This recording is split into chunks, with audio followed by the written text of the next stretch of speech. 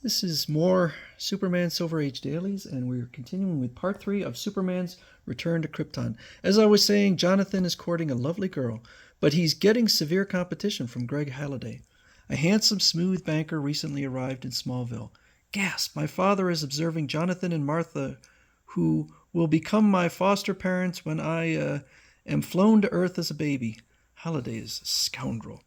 Neither Jonathan nor Martha on Earth realize that Greg Halliday, Jonathan's rival for Martha's affection, only pretends to be a respectable banker. Actually, Halliday is really a swindler who has hidden stolen bonds in a secret hiding place inside that statue of himself. He plans to skip with his depositors' funds. If I had my superpowers back, I'd easily prevent it. But what can I do now? For the present, tell no one of Krypton's coming doom. Not until we can create a spaceship capable of flying, I promise. So, a no-good crook is trying to steal Martha away from Jonathan. I can't let him do that to my future foster parents. And, well, your past foster parents. And though I no longer have superpowers, I won't. How can the non-super Superman on Krypton possibly aid his foster parents to be on Earth? Next day, as Superman learns the exact hour when patrolling, police pass the Smallville bank. Up on Krypton, the distant Superman takes careful aim. This tiny explosive needle missile can make a pinpoint landing anywhere. Its top-secret propulsive fuel, composed of rare elements, was given to Dad by the aged scientist Kendall. Fire, whoosh! And away from Krypton toward Earth hurtles the explosive needle missile fired by Superman. Split-second timing enables the needle missile to strike just as the law arrives. But at that exact moment, a lightning bolt crashes downward and stolen government bonds blown out of that exploding statue. And look at this. A wanted poster of Halliday was hidden among the bonds. He's really Snark Lawson confidence man. There goes Snark with the depositor's money. He saw what happened and is escaping. I'll take care of that rotten polecat shortly. No, I won't go off with you and get married. Let go of me. Then you'll come with me as a hostage. The police won't dare shoot if I have a woman prisoner. Hands off my gal. Jonathan, land's sakes. I never thought you could be so forceful. Oh, my. I love you, Martha, and you're going to marry me right away, you hear? Goodness, the only reason I even talked to that fellow was to make you so crazy jealous you'd propose.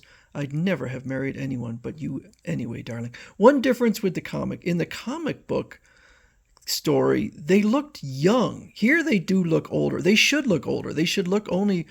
because this would conceivably only happen like maybe 4 years before Superboy was sent or Super Baby was sent. So I think the Dailies improves.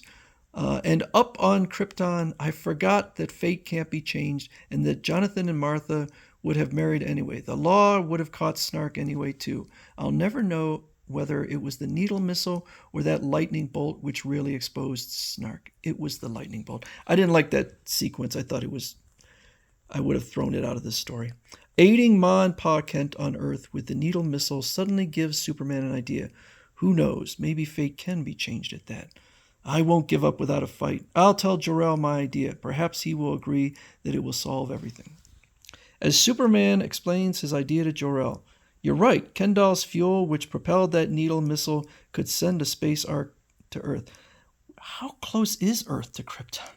I'm sure he'd give us the limited supply of the fuel available, but building the ark would take years, not if you give me certain materials. In the days that follow, Superman's memory enables him to construct an astounding giant robot. It will have many of my former powers. Behold, super-strong robo who can lift great weights, has X-ray vision, and can move at super speed. Wonderful. Since he was made of rare materials, only one robo could ever be built on Krypton. One robo will be enough to quickly build the space ark. I don't know why Superman is able to build technology beyond Kryptonian. Soon in the city where Kendall lives. The space ark is quickly taking shape, Kendall. Splendid. Your giant robot is single-handedly accomplishing in days more than an army of men could do in months.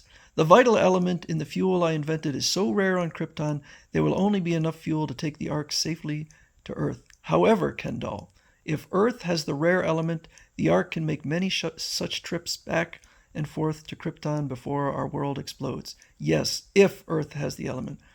I would think Superman would know if it did. Finally, one day, Robo has completed building the space ark. Good. It's now time to announce Project Survival to the people of Krypton. Presently, on a Krypton-wide telecast, all who wish to escape our doomed world and fly to Earth are invited to enter the ark. Reactions are mixed. The fool.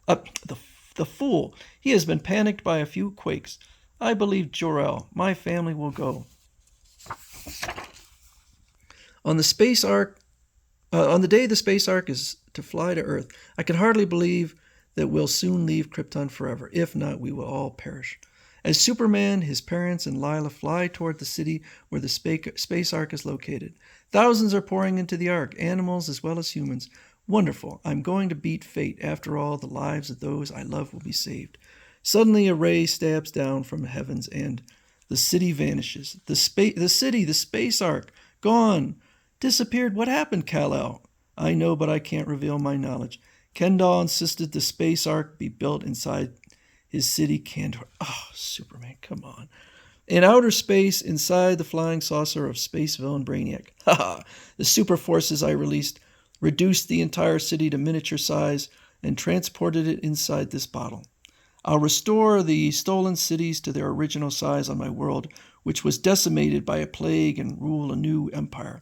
Meanwhile, on Krypton, what irony! Kandor, together with the space ark inside the city, was stolen by space villain Brainiac minutes before we could escape from Krypton in the ark. The bottle city of Kandor is fated to end up in my fortress of solitude on Earth. Since Kendall and Robo were both in the vanished rocket and Kendall never revealed the secret of his rare fuel to anyone else, another ark can't be built. Ugh, we're all doomed. Later that evening, I can't think of a worse fate than not escaping to Earth. Suppose we had never met. But Lila, it isn't fair. We forget about tomorrow, darling. A love like ours can't be measured in mere days or years. Even one enchanted moment is worth a dozen ordinary lifetimes. Lois Lane loved me because I was Superman, but Lila loves me for myself. That is true. So true. Lila's right. If I'm doomed to die here on Krypton, I'd be a fool to waste our last days being miserable. We'll face the end bravely together. Later at Jor-El's home, we wanted you, our dearest friends, to be the first to know. We will be married just as soon as Lila finishes her latest movie. Oh, I'm so very glad for both of you. She's sweet, and Kal-El is such a fine person. Jor-El, I had the strangest dream last night. Yes? What about? I dreamt we had a son. He looked so longingly at me, and then in the dream, he changed into a grown man, into our friend Kal-El.